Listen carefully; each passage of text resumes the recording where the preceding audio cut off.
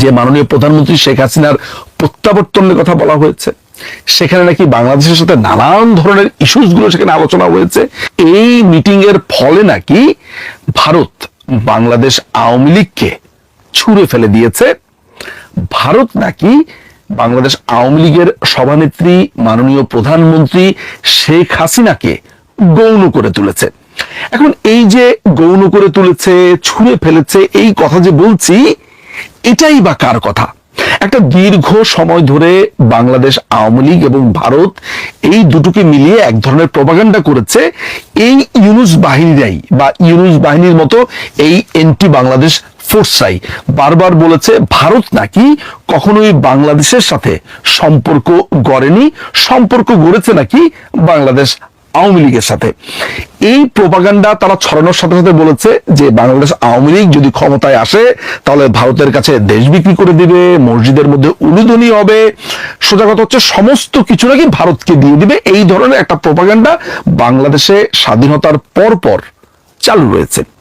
যারা এই প্রপাগান্ডাটা করছে তাদেরই অংশীজন যখন শ্রী নরেন্দ্র মোদীর সাথে সাক্ষাৎ হওয়ার পর আবার বলছে যে আমরা জিতে গেছি, আমরা নরেন্দ্র মোদীকে দেখিয়ে দিয়েছি, ভারত আমাদেরকে দেখে ভয় পেয়েছে, তখন হাসবো না কাঁদবো না কি করব, আমরা কোন অনুভূতিটা প্রকাশ করব, সেটি আসলে বুঝে উঠতে পারি না। তবে বাংলাদেশের সামাজিক যোগাযোগ মাধ্যমে বা পত্রপত্রিকা বা সাধারণ মানুষ যেই কথাটা বলছে বা জিজ্ঞেস করছে যে শ্রী নরেন্দ্র মোদী এই দখলদার বাহিনীর প্রধানের সাথে দেখা যে করেছেন, এটি কি ঠিক হয়েছে? একটি ইল্লিগাল সরকারকে লেজিটিমেসি কি এর মধ্যে দেওয়া হলো? এই ধরনের অনেকগুলো প্রশ্ন এসেছে এবং একই সাথে প্রশ্ন এসেছে যে বাংলাদেশ আওয়ামী লীগের ব্যাপারে ভারত কি তার চিন্তা পরিবর্তন করেছে বা ছুঁড়ে ফেলে দিয়েছেন কিনা, এই ধরনের অনেক কিছু। এবং যে কারণে এই ভিডিওটি আমি করতে বসেছি। আমরা যখন এই ভিডিওটা করছি তারও প্রায় 10 ঘন্টা আগ থেকে একটি সংবাদ চারদিকে ভেসে বেড়াচ্ছে। সেই সংবাদটা কি আমি একটু পড়ে শোনাই। সেটা হচ্ছে শিলিগুড়ি করিডোরে ভারী যুদ্ধাস্ত্র মোতায়েন ভারতের। শুক্রবার ব্যাংকক থেকে দ্বিপাক্ষিক সফরে শ্রীলঙ্কার রাজধানী কলম্বোতে পৌঁছেছেন ভারতের প্রধানমন্ত্রী নরেন্দ্র মোদী। এর আগে বিমস্টেক সম্মেলনে অংশ নিতে দুদিনের থাইল্যান্ড সফর শেষ করেছেন তিনি। নরেন্দ্র মোদীর আঞ্চলিক সফরের মাঝে ভারতের বহুল আলোচিত চিকেন স্নেক খ্যাত শিলিগুড়ি করিডোরে ব্যাপক নিরাপত্তা ব্যবস্থা জোরদার করেছে নয়াদিল্লি। এমনকি সেখানে অত্যাধুনিক যুদ্ধাস্ত্রের পাশাপাশি মোতায়েন করা হয়েছে S-400 ক্ষেপণাস্ত্র ব্যবস্থাও। তো ইউনুসের সাথে এত বড় মিটিং করেছে, এত বড় সফল মিটিং যারা ছড়ালো, তারা এই সংবাদের ঠিক কি উত্তর দেবে আমি জানি না।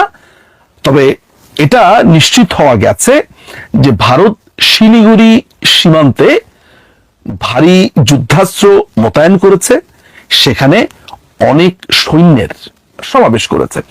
এবার ফিরে আসি বিমস্টেক সম্মেলনে ভারতের প্রধানমন্ত্রী শ্রী নরেন্দ্র মোদীর সাথে বাংলাদেশের দখলদার বাহিনীর প্রধান মোহাম্মদ ইউনুসের মিটিং সংক্রান্ত বিষয়।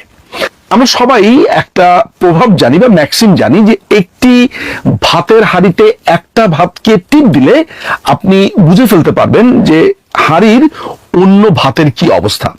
ফলে এই মিটিং এর পর ভারত তাদের যেই নোটের সামারি দিয়েছে, অর্থাৎ ব্রিফিং দিয়েছে যে কি আলোচনা বাংলাদেশের সাথে হয়েছে, সেই আলোচনার দুটো পয়েন্ট যখন আপনারা জানতে পারবেন, আপনারা বুঝে নিতে পারবেন যে এই আলোচনা কতটা সফল হয়েছে বা কি হয়েছে।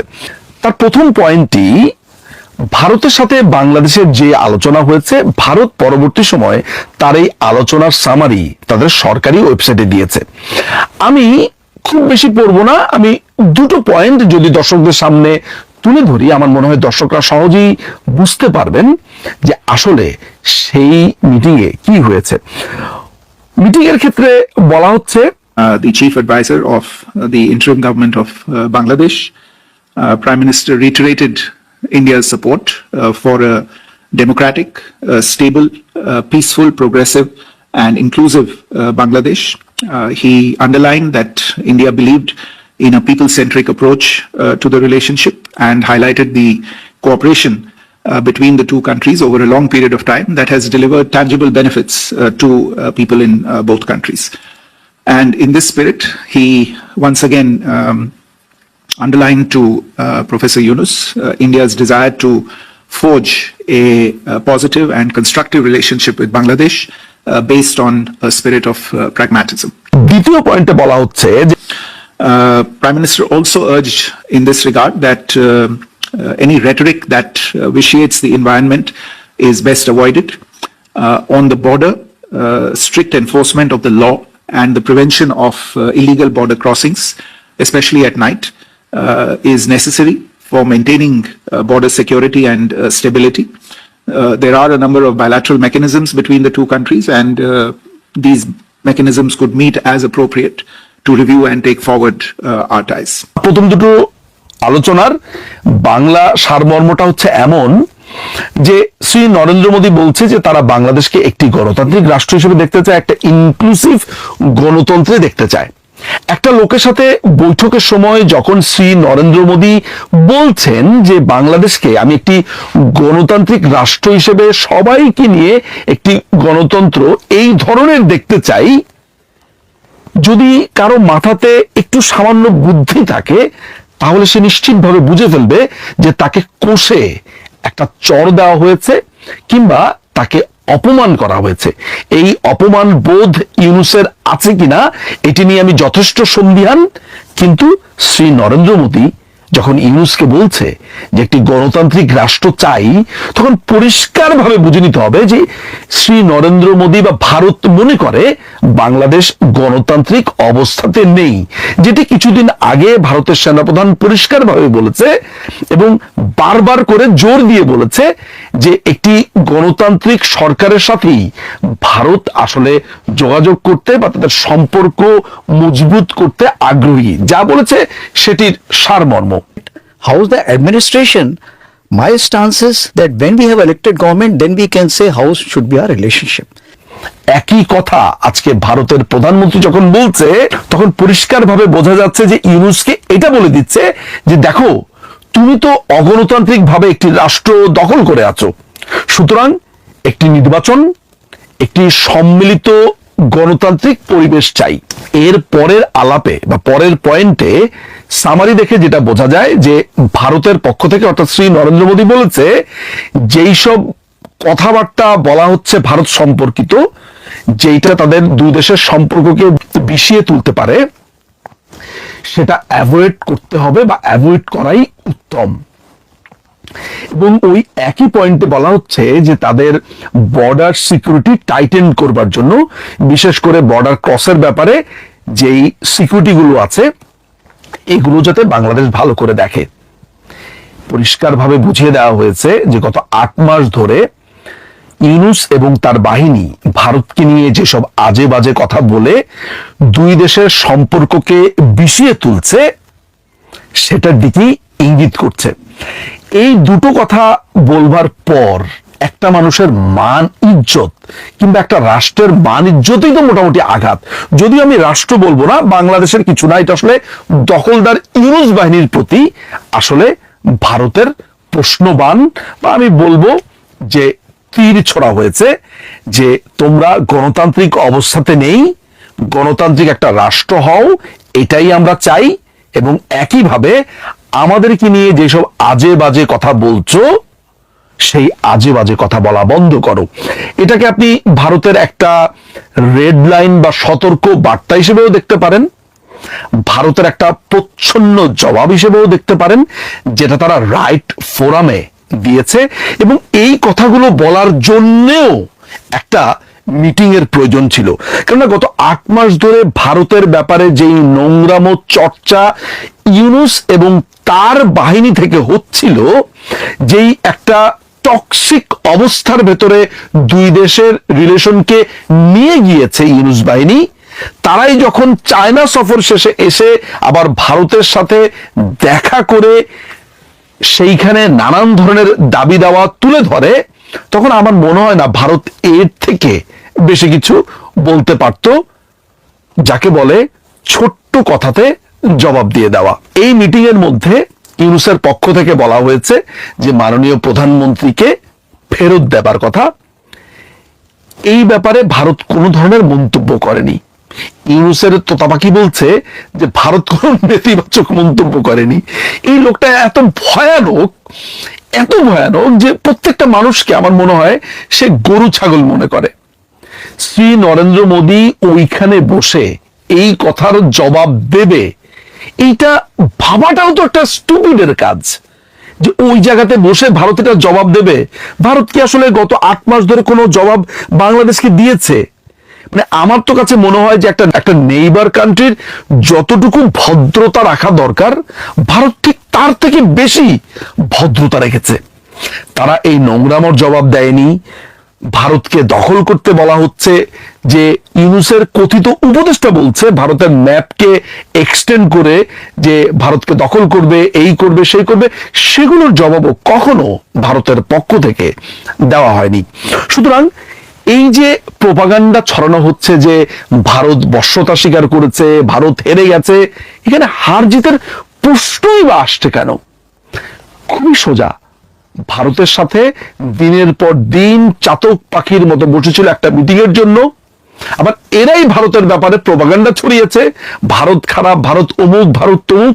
আবার ভারতের সাথে মিটিং এর পরে যেন যুদ্ধ জয় করে ফেলেছে, আবার মিটিং শেষের পরে এই মিটিং নিয়েও মিথ্যাচার ছড়াচ্ছে। ভারত তার জবাব পরিষ্কারভাবে দিয়েছে এবং আমি ব্যক্তিগতভাবে মনে করি মিটিং আরো হওয়া উচিত। ভারতের তরফ থেকে চরমভাবে এই ইউনূস বাহিনীর এই ধরনের কথাবার্তার জবাবও ভারতের দেওয়া উচিত বলে আমি মনে করি, যেটা অলরেডি ভারত দিয়েছে। শেষ করব কয়েকটি ঘটনা দিয়ে। সেটি হচ্ছে যে আপনারা জেনে থাকবেন যে ভারতের প্রধানমন্ত্রী শ্রী নরেন্দ্র মোদী পাকিস্তানের প্রধানমন্ত্রী নওয়াজ শরীফের সাথে দেখা করতে গিয়েছিলেন। সেই সময় নরেন্দ্র মোদী নওয়াজ শরীফের মার সাথে দেখা করেন এবং পা ধরে তাকে শ্রদ্ধা জানান। অনেকেই বলা বলি করছিল যে ভারতের সাথে পাকিস্তানের যে শীতল সম্পর্ক সেটি মনে হয় ঠিক হতে চলেছে, নানান ধরনের কথাবার্তা, নানান ধরনের বিশ্লেষণ। কিন্তু পরবর্তী সময় ভারতের সাথে যখন পাকিস্তানের এক কঠিন পরিস্থিতি আসে এবং ভারত যখন সার্জিক্যাল স্ট্রাইক করে পাকিস্তানে, তখন বোঝা যায় যে একজন মানুষের সাথে আরেকজন মানুষ বা পারিবারিক সম্পর্ক যদি এক রাষ্ট্রপ্রধানের সাথে আরেক রাষ্ট্রপ্রধানের মা বা রাষ্ট্রপ্রধানের থাকেও, রাষ্ট্র একটা সম্পূর্ণ আলাদা জিনিস। আমরা 1960s দেখেছি যে জওহরলাল নেহরুর সময়, যে সেই সময় চায়না ভারত ভাই ভাই এই ধরনের অনেক স্লোগান দেওয়া হয়েছিল, কিন্তু পরবর্তী সময় দেখা গেল 1962-তে চায়না ভারতের একটা অংশ আক্রমণ করে বসেছে। পৃথিবীতে আমরা এরকম অনেক সম্পর্ক দেখেছি, যেমন আমরা ট্রাম্পের সাথে আপনার নর্থ কোরিয়ার সম্পর্কের ক্ষেত্রে দেখেছি যে সম্পর্ক এক জিনিস, কিন্তু যখন দুটো রাষ্ট্রের নানান ধরনের চুক্তি হয়, নানান ধরনের রিলেশন হয়, সেটা আরেক জিনিস। সাম্প্রতিক সময়ে আপনি দেখুন না কেন যে আমরা জানি যে ডোনাল্ড ট্রাম্পের সাথে আপনার রাশিয়ার প্রেসিডেন্ট পুতিনের অসম্ভব ভালো সম্পর্ক, কিন্তু আমরা আবার কয়েকদিন পরেই দেখতে পেলাম যে রাশিয়ার উপরে বিশাল এক ট্যাক্সের বোঝা চাপিয়ে দেওয়া হয়েছে এবং আন্তঃরাষ্ট্রীয় আবার আলাপের সময় সেখানে রাশিয়া বিরোধী বক্তব্য রাখা হচ্ছে। রাজনীতিতে এরকম ব্যক্তিগত সম্পর্ক অনেকেরই থাকে, অনেকেরই থাকতে পারে, কিন্তু দুটো রাষ্ট্র যখন নিজস্ব ডিপ্লোম্যাটিক ব্যাপারে সিদ্ধান্ত নেয়, পররাষ্ট্র নীতির ক্ষেত্রে সিদ্ধান্ত নেয়, তখন সেটি সম্পূর্ণভাবে আলাদা এবং রাষ্ট্রের সমস্ত কিছুকে বিবেচনা করেই সে সিদ্ধান্ত নেওয়া হয়। সুতরাং বিমস্টেক সম্মেলনে দখলদার ইউনূসের সাথে ভারতের প্রধানমন্ত্রী শ্রী নরেন্দ্র মোদীর এই সাক্ষাৎকারকে নিয়ে যারা ভেবেছেন যে বাংলাদেশ আওয়ামী লীগ সম্ভবত গেল, বাংলাদেশ আওয়ামী লীগের সাথে ভারতের আর কোনো রিলেশনই থাকলো না, আর একটি ভুলের স্বর্গের রাজ্যে বিচরণ করছেন বলে আমি মনে করি। সময় বলে দেবে ক্রিস্টোফার হিচিন্সের সেই বিখ্যাত থিওরি, যার নাম টু ট্র্যাক থিওরি, যেটা আমরা 1974-এ হেনরি কিসিঞ্জারের বাংলাদেশের প্রেক্ষিতে দেখতে পেয়েছিলাম। কে জানে টু ট্র্যাক থিওরি আমাদের আশেপাশেই ঘুরছে, আর টু ট্র্যাক থিওরি কি সেটি জানতে হলে গুগল করতে হবে, পড়তে হবে এবং একই সাথে বুঝতে হবে। অনেক ধন্যবাদ।